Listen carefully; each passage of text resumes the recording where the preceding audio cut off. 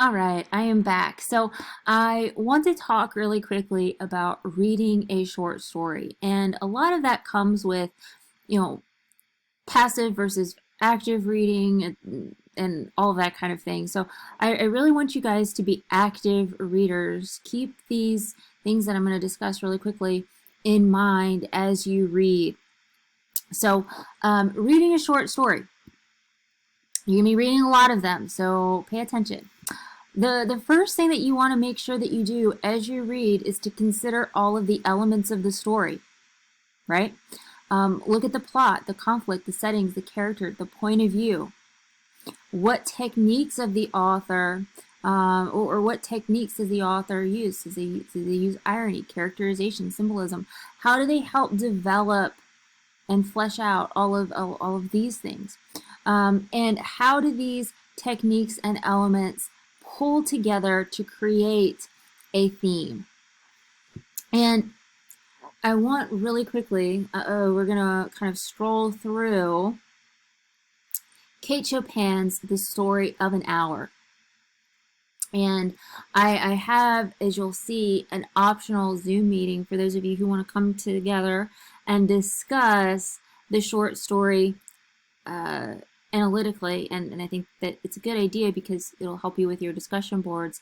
But I kind of want to walk through the basic elements of the short story before we have our conversation, and probably maybe before before or after you read, depends on when you watch this. But nevertheless, I want to metaphorically walk through the story with you a little bit, because I know some of you are thinking, Miss Swan, you're not walking anywhere with me. So without any further ado, I want to discuss a little bit the basic elements of The Story of an Hour. Let's look at our plot. What happens in this story, right? We have Mrs. Mallard. She gets this terrible news about her husband. She goes off on her own. She has a think.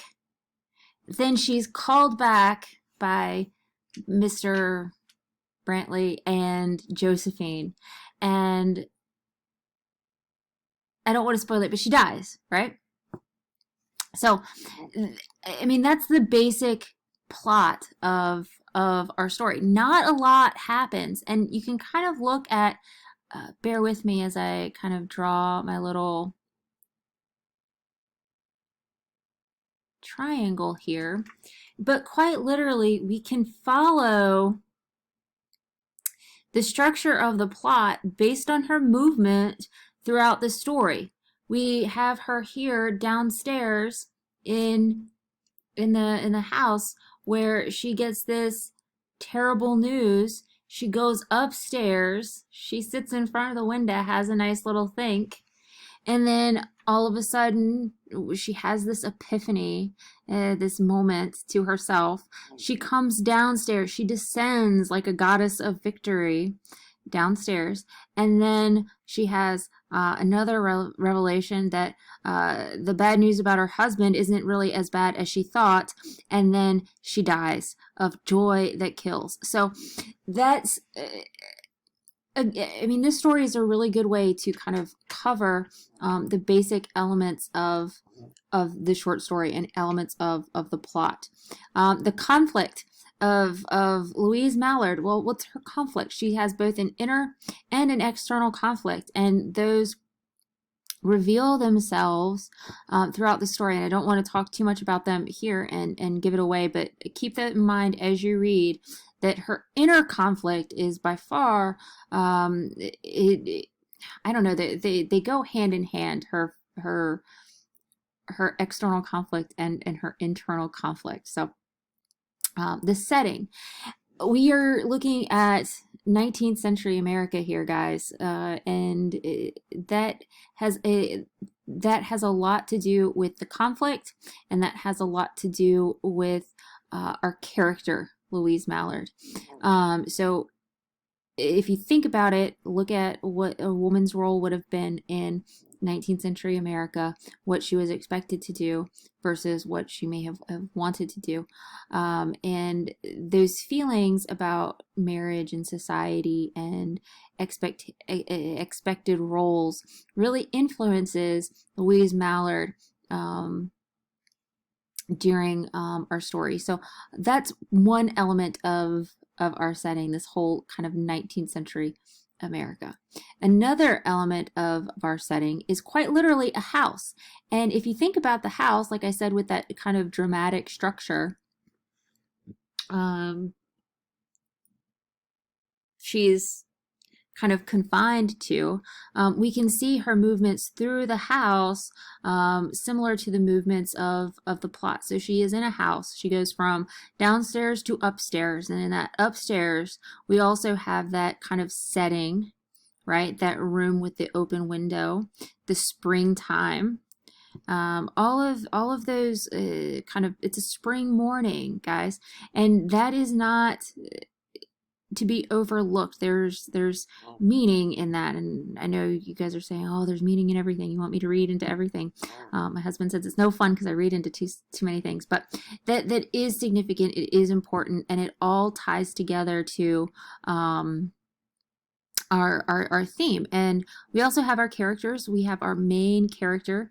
We have our main character of Louise Mallard. We know the most about her, and Josephine, her sister, and Mr. Brantley, a friend of the family, and of course Mr. Mallard, who is referenced briefly but never really makes an appearance until the very end. So, but the one that we are all kind of focused on, the major character, is Louise Mallard. But it's also important to consider what the other people in the story represent to her and in general. So keep those things in mind.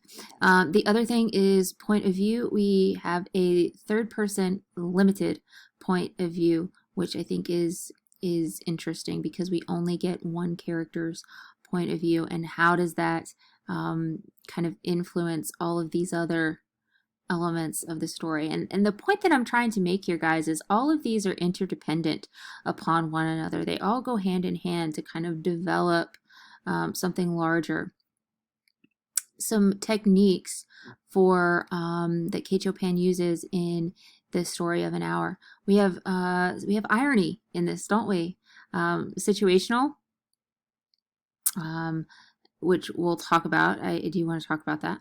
We have verbal, and specifically, I want you guys to think about Mrs. Mallard's heart condition, her heart problems, and as well as the last kind of lines of the poem, or not the poem, the last kinds of lines of this story where we have this phrase, joy that kills, and this kind of verbal irony, and what makes that ironic, and the dramatic irony that stems from this story, because everybody and I already told you that Louise Mallard, she dies, but everybody thinks that it's of shock, right?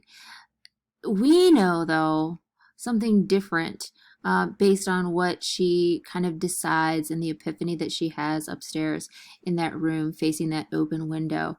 And I, at least the way I read it, her death is something a bit different than dying of shock. So keep in mind, we'll talk about this should you come and have a live discussion with me. Otherwise, we'll come and talk about it, and you guys will listen to what other people say. So anyways, characterization, we have both direct and indirect, and we'll talk more about that as when we have our specific conversation. Symbolism, everything has meaning in this story, guys. The house, the room, the open window, the things that are outside of the window, the staircase, all of these things have both conventional and universal meaning. So keep an eye on that. And all of that wraps up to and ties into a little bow about what Chopin's point is about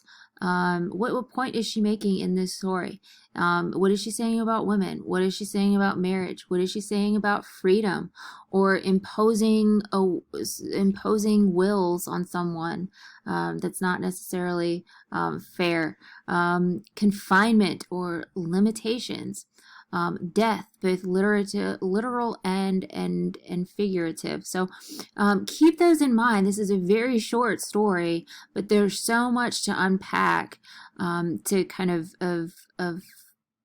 I don't want to say read into, but there's so much to unpack in such a tiny short story. So those are the things that I guess those are my tips for reading a short story, is to make sure that you keep all of these things in mind as we read, because those are the things that we're going to discuss, and those are the things that ultimately you're going to end up writing about. So let me know if you have any questions, and I can't wait to talk to you guys about Story of an Hour in our optional meeting, and I can't wait to see what you guys come up with in the discussion board.